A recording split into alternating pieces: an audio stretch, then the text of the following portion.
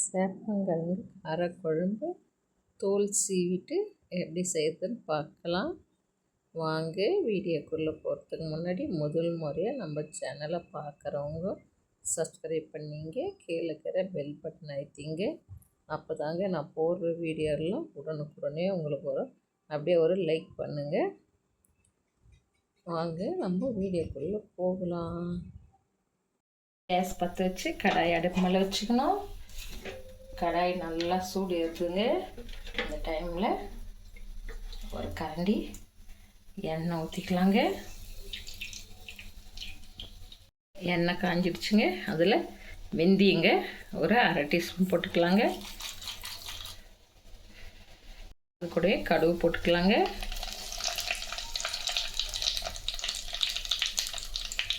நல்லா பொரிஞ்சிடுச்சு. சின்ன வெங்காயங்க இது போல் பொடியாக கட் பண்ணி வச்சுருக்குறேங்க, அதையும் சேர்த்துக்கலாம்.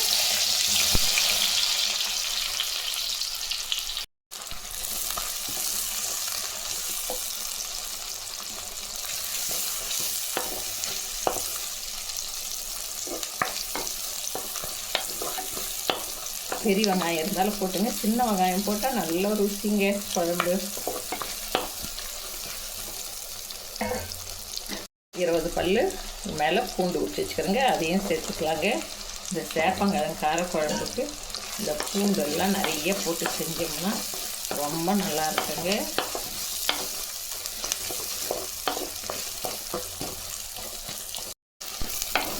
இது கூட பச்சை மிளகா ஒரு 3 மிளகா போட்டுக்கலாங்க.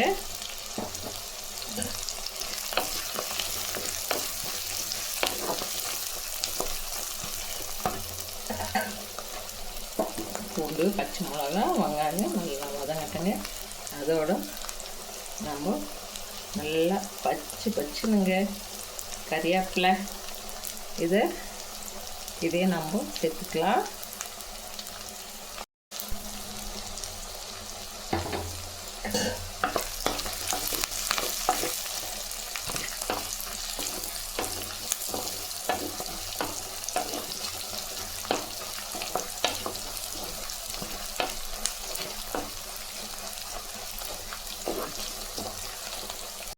தக்காளிங்க 4 தக்காளி எடுத்துக்கிறேன். இதை நல்லா கை வச்சு நல்லா கரைச்சி எடுத்துக்கலாங்க. நல்லா வெங்காயம் பாருங்கள் எப்படி செவந்து வந்துடுச்சு. இப்போது நம்ம கரைச்சி வச்சு தக்காளிங்க இதை சேர்த்துக்கலாம்.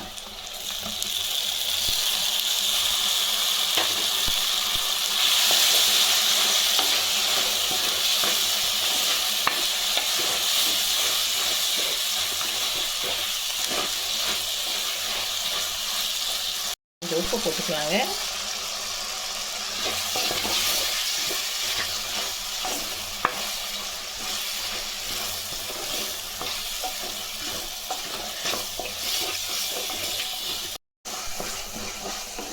தக்காளி, வெங்காயம், பூண்டெல்லாம் நல்லா வதங்கிடுச்சுங்க.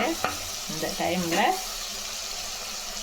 நம்ம சேப்பங்கிழங்கு தோல் எடுத்துட்டு வச்சுருக்குறோம், அதை சேர்த்துக்கலாம்.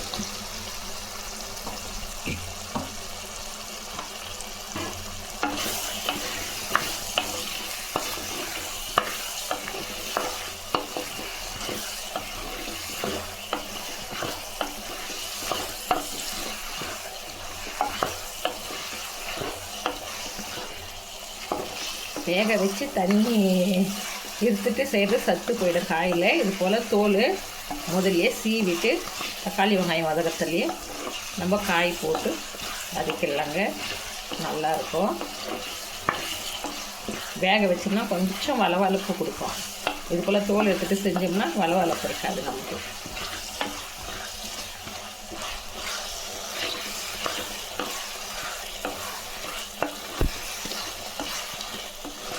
இது ஒரு 5 நிமிஷம் அப்படியே வேக விடலாம்.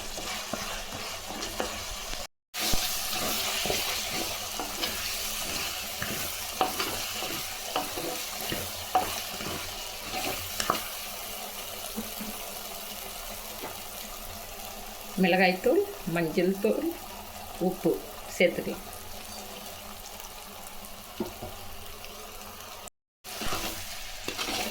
மிளகாய் தூளெல்லாம் போட்டதும் டீ கம்மி பண்ணிங்க.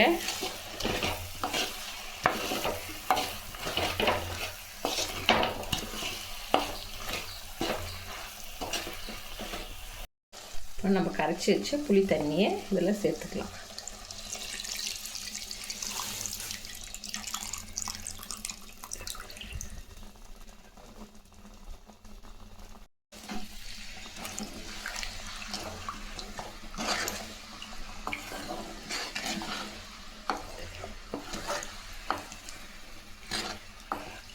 இது 10 நிமிஷம் நல்லா கொதிக்கிட்டோம்.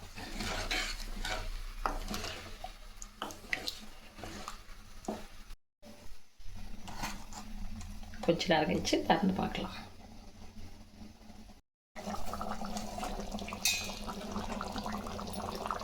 குழம்பு நல்லா சுண்டி எண்ணெய் பிரிஞ்சு வந்துடுச்சு பாருங்கள். காயும் நல்லா வந்துடுச்சு.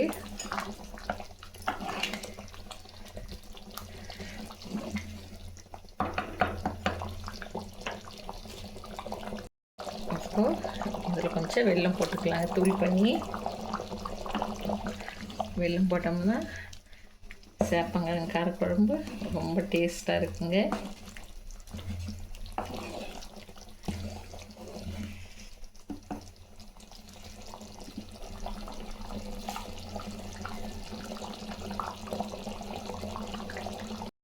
நம்ம கேஸ் ஆஃப் பண்ணிக்கலாம். பண்ணிட்டோம். குழம்பு நல்லா கொதிச்சுன்னு இருக்குது. இதில் கொத்தமல்லி கொஞ்சம் அப்படியே தூவிக்கலாங்க. இது ஒரு 5 நிமிஷம் அப்படியே தாங்க கொதிச்சுன்னு இருக்கும். இதில் கறிவேப்பிலை அப்படியே காம்போடு போட்டுடலாங்க. சேப்பங்கிழங்கு காரக்குழம்பு ரெடி ஆகிடுச்சு. சுட சுட சாதம் போட்டு ஊற்றி சாப்பிட்லாங்க. ரொம்ப அருமையாக இருக்கும். சுட சுட சாதம் போட்டு சாப்பிட்டோம்னா தட்டு சாதம் கூட காலியாகுங்க. இன்னொரு சமையல் வீடியோவில் நம்ம சந்திக்கலாங்க.